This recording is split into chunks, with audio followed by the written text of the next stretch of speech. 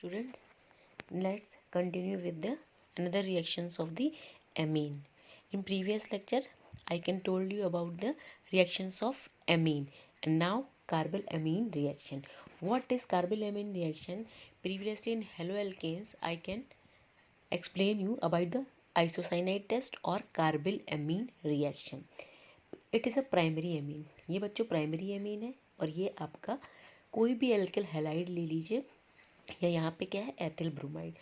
अब अगर आप इसकी रिएक्शन करते हैं प्राइमरी अमीन के साथ में तो सिंपली आपको पता है कि ये HBr निकल जाएगा.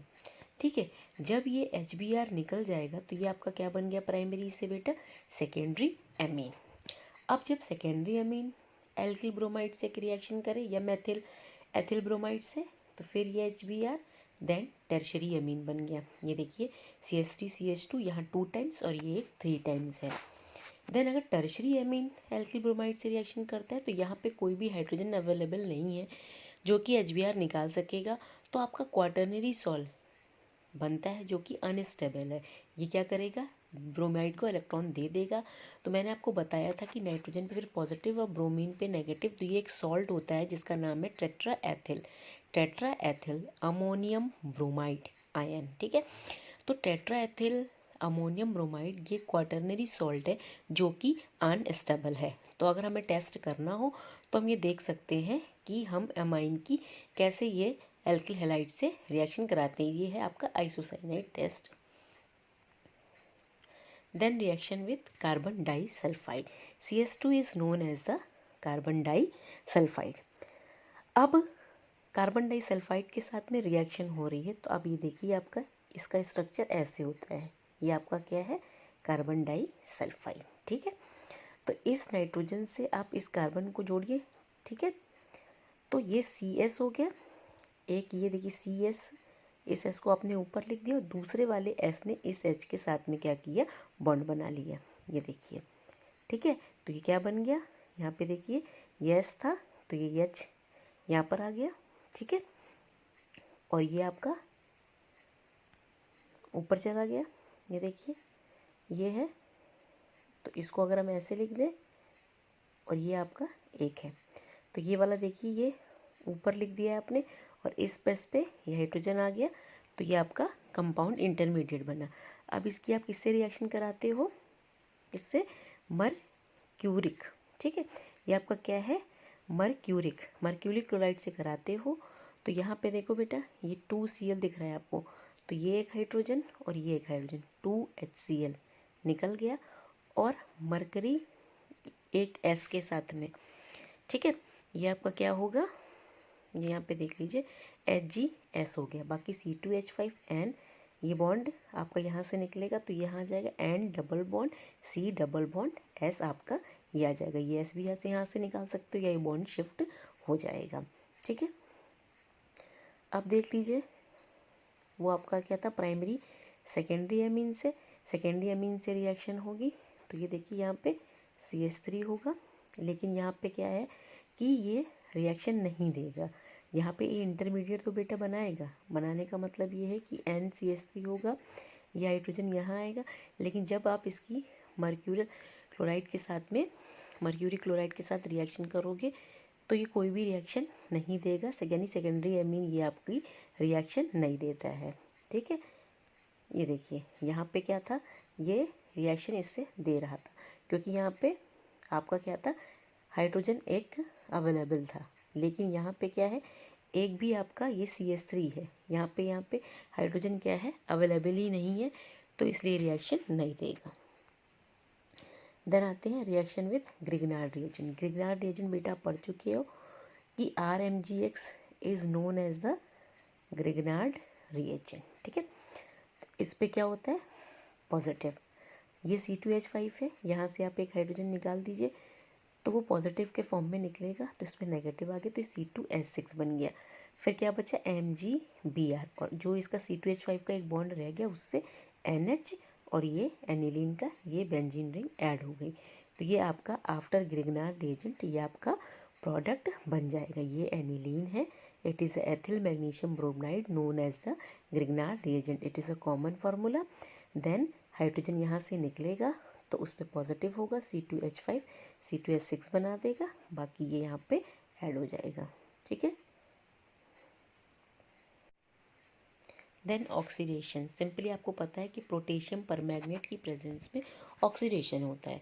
यहाँ पे आप देख रहे हो कि एक हाइड्रोजन यहाँ से ले लो, एक हाइड्रोजन यहाँ से, और ये ऑक्सीजन यहाँ से, तो क्या हो गया वाटर, -H2O लिखा है वाटर, तो क्या बचा CH3CHC double bond NH, it is known as ketimine. NH2 is known as the amine, मैंने बताया था, और NH इज इमीन, कीटोन्स की तरह ही है, तो इसलिए कीटीमीन। देन फिर आप इसका हाइड्रोलिसिस कर सकते हो। हाइड्रोलिसिस करोगे बेटा तो यहाँ पॉसिबिलिटी है कि वाटर का 2H यहाँ ऐड हो जाए और ऑक्सीजन यहाँ पे, तो ये क्या बन गया NH3, देखिए NH और NH3, और ये क्या CH3C डबल बॉन्ड O, ये क्या बन गया आपका एसीटोन। देन अगर आप सेकेंडरी पे आते हो तो सेकेंडरी एमीन रिएक्ट करता है in the presence of hydrogen पर ऑक्साइड। यहाँ पे जो ऑक्सीडेशन होता है प्राइमरी से कर रहे हो तो वहाँ पे कीटोन बन रहा है, यहाँ सेकेंडरी से करोगे तो अल्कोहल। सिंपली यहाँ पे ये देखिए कि आपकी कोई भी यहाँ पे हाइड्रोजन ऐसा कोई अवेलेबल नहीं है, तो ये O होता है यहाँ पे ऐड हो जाता है, तो ये क्या बन गया डाई एथिल हाइड्रोक्सी अमीन, डाई एथिल हाइड्रोक्सी अमीन। फिर ऐसे ही आप पर एसिड और हाइड्रोजन पर ऑक्साइड, कोई भी पर एसिड हो, क्योंकि हाइड्रोजन पर ऑक्साइड भी क्या होता है कि पर ऑक्साइड बॉन्ड होता है, 2 ऑक्सीजन होते हैं आपके, तो अगर टर्शरी रिएक्ट करता है तो ये भी ऑक्सीजन यहाँ के ऐड हो जाती है, कोऑर्डिनेशन बॉन्ड बनता है, तो tri ethyl amine and oxide, नाम तो ऐसे ही हमने बताया tri ethyl amine and oxide. Then फिर से revision, what is the resonating structure.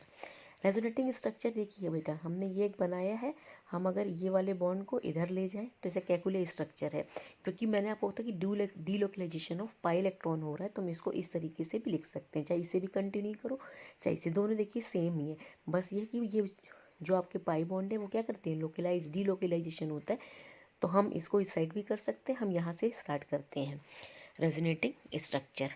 ध्यान से देखिए कि यहाँ से लोन पेयर यहाँ आया, तो अगर इस कार्बन पे इलेक्ट्रॉन की कमी होगी तभी तो बॉन्ड बनेगा, तो इस डबल बॉन्ड के इलेक्ट्रॉन को यहाँ शिफ्ट करिए, यहाँ शिफ्ट किया तो आपको पता है यहाँ नेगेटिव आ गया, और इस कार्बन पे पॉजिटिव, इस कार्बन जो पॉजिटिव आया है इस लोन पेयर ने इलेक्ट्रॉन दे दिए, तो इस पे पॉजिटिव आ गया और यहाँ डबल बॉन्ड बन गया, और इस बॉन्ड का जो इलेक्ट्रॉन आया वो नेगेटिव यहाँ बना लिया। अब ये नेगेटिव है तो यहाँ पॉजिटिव मिले तभी तो बॉन्ड बन पाएगा। फिर ये शिफ्ट करिए, तो इस पे क्या हुआ बेटा, ये इसके बाद यहाँ पर है, गलत बना हुआ है, ठीक है, तो यहाँ नेगेटिव आ गया और ये डबल बॉन्ड बन गया। अब ये बॉन्ड यहाँ शिफ्ट हो, इसके बाद अब यहाँ ले आइए स्ट्रक्चर, तो फिर क्या हुआ बेटा, यहाँ पे पॉजिटिव आ गया क्योंकि बॉन्ड का इलेक्ट्रॉन जा रहा, पॉजिटिव नेगेटिव मिलके बॉन्ड, और यहाँ पे नेगेटिव चार्ज आ गया। रेजोनेंस स्ट्रक्चर जैसे बताया है सबका वैसे ही होगा, आप ये बस देखोगे कि अगर वो लोन पेयर दे रहा है तो यानी वो इलेक्ट्रॉन दे रहा है, तो अगर उसे पॉजिटिव कार्बन मिलेगा तभी तो बॉन्ड बनाएगा, ठीक है। Then halogenation, according to the resonating structure हम ये सोच सकते हैं कि कैसे हमारा इलेक्ट्रोफाइल अटैक करेगा। आपको पता है कि ये 3 पोजीशन उस पर नेगेटिव चार्ज है, रेजोनेटिंग स्ट्रक्चर देखोगे तो आपकी ortho and para position electron rich है, कहने का मतलब वहाँ नेगेटिव चार्ज था। रेजोनेटिंग स्ट्रक्चर देखिए तो ये इलेक्ट्रोफिलिक रिएक्शन है, क्योंकि ब्रोमीन एक प्लस बनता है और एक ब्रोमीन नेगेटिव बनता है, तो ब्रोमीन नेगेटिव वाले ने इस पोजीशन पर कुछ नहीं का मतलब मैंने बता रखा है आपको कि हाइड्रोजन होता है, तो एक जो नेगेटिव वाला था उसने तो HBr निकाल दिया, और जो ब्रोमोनियम आयन है, ब्रोमोनियम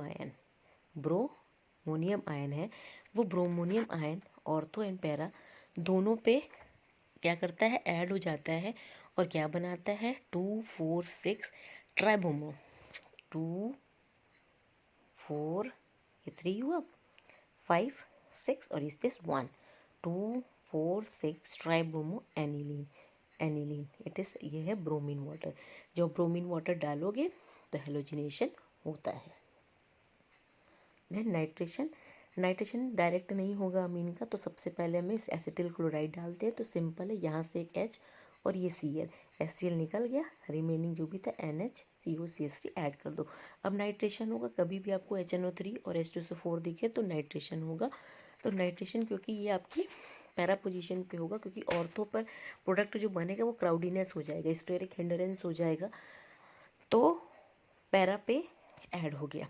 अब जब पैरा पे ऐड हुआ तो फिर आप उसका हाइड्रोलिसिस करोगे, क्योंकि ये अनस्टेबल होता है। हाइड्रोलिसिस करोगे तो ये देखिए OH यहाँ कर दीजिए, H यहाँ कर दीजिए, तो ये CH3COOH निकल गया और ये NH2 और नाइट पैरा पे NO2 ग्रुप ऐड हो जाएगा आफ्टर हाइड्रोलिसिस। तो ये आप देख लीजिए, रिएक्शन इजी है, लेकिन अगर ज़रा से भी सुनने में और समझने में बिना लिखे और बिना बॉन्ड को रोटेट करे क्या निकल रहा है, ब्रेकिंग के प्रोडक्ट बनाओगे तो बिल्कुल भी आपको नहीं समझ आएगा। ठीक है बच्चों। नाउ सल्फोनेशन, सिर्फ H2SO4 हो तो उसकी प्रेजेंस में सल्फोनेशन होता है। Reaction with sulphuric acid is known as the sulphonation. और सल्फोनेशन में मैंने बताया था आपको कि SO3H ये आपका सल्फोनियम आयन है, ये SO3 दोनों ऐड होता है। ठीक है, तो ये देखिए, अगर आपको ऐसे नहीं समझ में आ रहा हो कि डायरेक्ट पहले ये सॉल्ट बनाता है, सॉल्ट बनाएगा तो H2SO4 का H यहाँ पे ऐड होगा तो NH3 प्लस हो जाएगा, क्योंकि टूटेगा H प्लस और HSO4 माइनस में। तो ये क्योंकि बेसिक है तो ये सॉल्ट बना लेगा, NH3 प्लस और HSO4 minus as it is. फिर अब जब टेम्परेचर पे हीट करोगे, इसे गर्म करोगे, तो मैंने कहा था ना अनस्टेबल प्रोडक्ट को गर्म करके हम स्टेबल में कन्वर्ट कर सकते हैं। तो कन्वर्ट करने के लिए क्या करोगे कि यहाँ पे भी बेटा हाइड्रोजन है, ठीक है, पता है, तो ये एक हाइड्रोजन, यहाँ का एक हाइड्रोजन और इससे एक ऑक्सीजन, पानी निकल गया, तो रिमेनिंग बचा क्या, देखिए आपको समझ में थोड़ा नहीं आ रहा होगा। यहाँ H है, यहाँ से एक H, SO4 से एक O और NH3 का एक हाइड्रोजन, तो पानी निकला, रिमेनिंग क्या रहेगा NH2। और ये अनस्टेबल है, तो जब यहाँ से हाइड्रोजन निकलेगा तो जो SO3H बचेगा, क्योंकि यहाँ से देखिए H SO3 बचा ना, फिर क्योंकि एक ऑक्सीजन हमने निकाल दिया, तो वो पैरा पोजीशन पे आ जाएगा, तो सल्फेनिलिक एसिड। ये आप मत बनाइए, ये आप को कन्फ्यूज़न क्रिएट करेगा। तो एनिलीन का जब भी सल्फोनेशन होता है तो आपको क्या मिलता है, sulphanilic acid, sulphanilic acid. Then आप now move to the coupling reaction. Coupling reaction होता है बेटा कि टू एरोमेटिक रिंग्स की जब आपस में रिएक्शन करते हो, जहाँ पर भी ये N double bond N present हो, इसे हम कहते हैं एजो के बारे में मैंने एजो डाई वगैरह आपको बता रखे थे। तो ये जब डबल बॉन्ड के थ्रू जॉइंट होते हैं तो ये बनाते हैं एरिन डाईएजोनियम सॉल्ट, क्योंकि एरिल ग्रुप है तो एरी डाईएजोनियम सॉल्ट। इसे हम अगर बेंजीन, तो बेंजीन डाईएजोनियम सॉल्ट्स क्या होता है, ये है आपका है ये बेंजीन डाईएजोनियम सॉल्ट, ये फिनॉल से रिएक्ट करे, ये एनिलीन से, ये आप एनिलीन पढ़ रहे हो। तो अगर एन डबल बॉन्ड एन अगर बनता है तो वो आपका क्या होता है, एजो कंपाउंड्स, और इससे ही जो आपके कपड़े या डाई जो होती है वो डाई इसी से बनती है।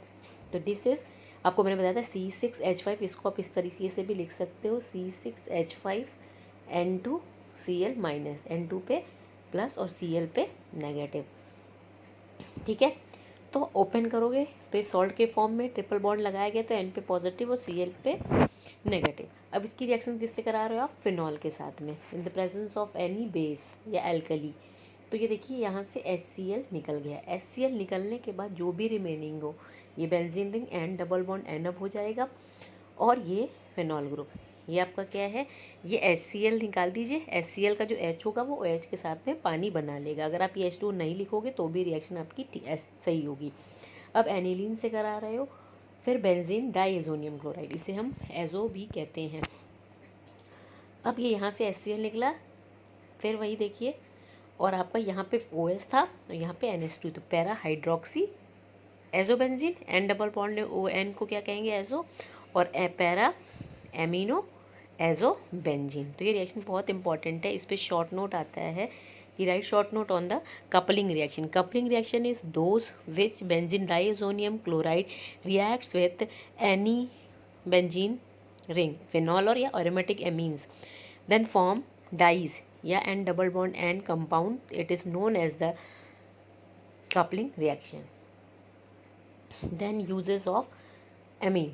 लो मॉलिक्यूलर एलिफेटिक एमीन्स जैसे तो आपका डाईएथिलेमीन है, ट्राईएथिल, इसको हम सॉल्वेंट की तरह लेबोरेटरी में यूज़ कर सकते हैं, या एरिया आपकी जो बड़ी बड़ी सी इंडस्ट्रीज़ वगैरह होती है वहाँ पे भी यूज़ कर सकते हैं। और एनिलीन जो आपका होता है C6H5NH2 डाइज या ड्रग्स में, अभी मैंने आपको एनिलीन यूज़ किया, वहाँ पे फिनॉल वगैरह पॉलीमर भी बनाए जाते हैं, और आपके बेंजीन डाइज़ोनियम सॉल्ट के साथ जब रिएक्ट कर रहा है तो डाइज बना रहा है। और इनऑर्गेनिक सिंथेसिस में भी हम जितने भी अमीन्स होते हैं उसे एज अ रिएजेंट यूज़ करते हैं। अब अगर आपको प्राइमरी, सेकेंडरी और टर्शरी अमीन में डिस्टिंक्शन करना हो बिटवीन कि कैसे हम करेंगे, जैसे मैंने आपको टेस्ट बताए थे, Lucas test, Victor Meyer test in alcohol. यहाँ पे क्या है, सॉल्युबिलिटी टेस्ट है। आपको पता है कि जो भी आपके अमीन्स हैं वो बेसिक नेचर के हैं, तो ये क्या होंगे, डिज़ोल्व होंगे आपके एसिड में। जब ये आपके एसिड में डिज़ोल्व होंगे तो ये आप इजीली इनको आइडेंटिफाई कर सकते हो। कार्बल एमीन मैंने आपको क्लोरोफॉर्म में पढ़ाया है कि प्राइमरी एमीन क्लोरोफॉर्म के साथ रिएक्ट करे in the presence of the alcoholic KOH and form the isocyanide या कार्बल अमीन, जिसकी बहुत ही अनप्लीसेंसी जो बर्दाश्त नहीं होती है वो वैसा कंपाउंड बनता है। देखिए RNC जिसे हम कहते हैं ये कार्बल अमीन, CnNC को, इसको हम carbyl amine due to formation of the this carbyl amine it is reaction is known as the carbyl amine reaction and very unpleasant से स्मेल्स होती है। Primary amine chloroform then KOH, आपको बताया था कि ये 3KCl निकल जाएगा, ये H और OH आपका पानी बना लेगा, देन RN और इस कार्बन का C ये बना लेगा आइसोसाइनाइड या कार्बल अमीन, जिसकी स्मेल जो होती है वो बहुत ही बर्दाश्त नहीं होती, अनप्लीसेंट सी होती है। देन नेक्स्ट है Hinsberg test. Hinsberg test is very important and it is for only amines. अब हिंजबर्ग टेस्ट में हम क्या करते हैं कि acidification gives a precipitate due to the, क्या करते हैं ये देखिए, पहले आप इसकी रिएक्शन देखिए। हम क्या करते हैं, ये बेंजिल सल्फोनिक क्लोराइड होता है, ये आपका क्या है, हिंजनबर्ग है in the presence of the, पहले क्या है कि ये KOH के साथ और HCl दोनों बेस और एसिड का क्या इस पर इफेक्ट होता है ये देखना है हमें। प्राइमरी अमीन ने रिएक्ट किया तो यहाँ से देखिए HCl निकाला, फिर ये आपका N एल्किल बेंजीन सल्फोनामाइड बन जाता है। इसके बाद हमें ये बताना है कि ये प्राइमरी अमीन है कि हम इसमें KOH भी डालेंगे और HCl भी डालेंगे। जब KOH डालेंगे तो ये एल्कली में सॉल्युबल हो जाएगा, तो सॉल्ट मिल गया। लेकिन आपका क्या होता है कि अगर आप HCl डाल रहे हो तो ये क्या करेगा, इस HCl में सॉल्युबल नहीं होगा और आपका क्या बन जाएगा, कंपाउंड। कंपाउंड कैसे बनेगा आपका कि ये देखिए HCl में आपने डाला तो यह पहले KOH डाला तो ये आपका सॉल्ट बना, देन आपने HCl डाला तो ये K और Cl यहाँ से KCl निकल जाएगा और हाइड्रोजन ऐड हो जाएगा जो कि आपका यहाँ बना था। तो हम टेस्ट करते हैं कि ऐसी, जैसे आपने ये अपना बेंजीन सल्फोनिक क्लोराइड आपने डाला हिंजनबर्ग टेस्ट में, फिर आप बेस और एसिड दोनों डालोगे, तो अगर आपको यहाँ पे देखिए कि अगर इनसॉल्युबल एंड एल्किल बेंजीनामाइड, जब आपने एसिड डाला तो आपको इसका इनसॉल्युबल है तो मैंने क्या बताया कि प्रेसिपिटेट बन जाएगा, इनसॉल्युबल है तो acidification gives the precipitate due to the formation of an soluble alkyl benzene sulphonamide. अगर प्राइमरी है तो HCl के साथ आपको एन एल्किल बेंजीन सल्फोनामाइड, तो वो इनसॉल्युबल प्रेसिपिटेट देगा। अब सेकेंडरी है तो फिर आपने बेंजीन सल्फोनिक क्लोराइड डाला, यहाँ से फिर HCl डाल दीजिए। लेकिन इसमें क्या होगा कि जब आप KOH डालोगे तो यहाँ पे इसका सॉल्ट बन जाएगा, यहाँ K लिख दीजिए या, लेकिन जब आप HCl डालोगे तो कोई भी चेंज नहीं होगा। देखिए gives an insoluble di alkyl benzene which remains insoluble even on addition of HCl। अगर आप HCl डालोगे यहाँ पे तो वो उसके साथ सॉल्युबल नहीं होगा, इनसॉल्युबल होगा, इनसॉल्युबल KOH में होगा। यहाँ पे देखिए इस लाइन में थोड़ा सा गलत लिखा हुआ है तो आप ये देख लीजिएगा कि गिव्स एन इनसॉल्युबल, ये जो KOH के साथ भी क्या होगा, ये इनसॉल्युबल होगा और HCl डालने पर कोई चेंज नहीं होगा। कहने का मतलब ये है कि जब आपने बेंजीन सल्फोनिल क्लोराइड डाला तो जो भी आपने KOH इसमें डाला वो प्रेसिपिटेट जो बना वो इनसॉल्युबल होगा, सॉल्युबल नहीं होगा। फिर टर्शरी है, टर्शरी के साथ इसकी कोई रिएक्शन नहीं होती है क्योंकि यहाँ पे आप देख रहे हो कि एक भी हाइड्रोजन नहीं है, does not react with the benzene sulphonic chloride and remains insoluble in the presence of the KOH डाल दीजिए। और अगर आप एसिड डाल रहे हो तो सॉल्ट बना लेगा जो कि HCl में क्या होगा, सॉल्युबल होगा। सॉल्ट बनाने का मतलब यही है कि देखिए R3N और ये HCl और ये आपका क्या हो जाएगा एज इट इज़ रहेगा, इसका कोई इससे रिएक्ट नहीं करेगा, लेकिन HCl से रिएक्ट करके टर्शरी अमीन एक सॉल्युबल HCl। लेकिन आप बस ये देख लीजिए कि हेज़नबर्ग टर्शरी अमीन नहीं देता है। यहाँ पे देखिए मैंने क्लियर एक बार बता दिया है कि हेज़नबर्ग टेस्ट में प्राइमरी अमीन है, तो अगर KOH डाला तो आपका क्लियर सॉल्यूशन मिलेगा, उसके साथ रिएक्ट कर जाएगा। लेकिन अगर HCl डालते हैं तो आपको पता है कि प्रेसिपिटेट मिलता है एनएल्किल बेंजीन सल्फोनिल क्लोराइड का। देखिए एनएल्किल बेंजीन सल्फोनामाइड का आपको प्रेसिपिटेट मिलता है प्राइमरी अमीन में। अब सेकेंडरी में डाला तो KOH डाला, तो KOH डालने पर भी आपको वही इनसॉल्युबल सब्सटेंस जो एनएल्किल बेंजेनामाइड का मिलेगा, और HCl डालने पर कोई चेंज नहीं। लेकिन अगर आप टर्शरी में डाल रहे हैं तो कोई रिएक्शन नहीं होगी, और अगर उसमें HCl डाल दो तो आपको सॉल्ट मिल जाएगा। ठीक है, देन ये रिएक्शन देख लीजिए, अगर आपको समझ में आती तो ठीक है, मैं तो फिर एक बार एक्सप्लेन कर दूँगी। ठीक है, थैंक यू।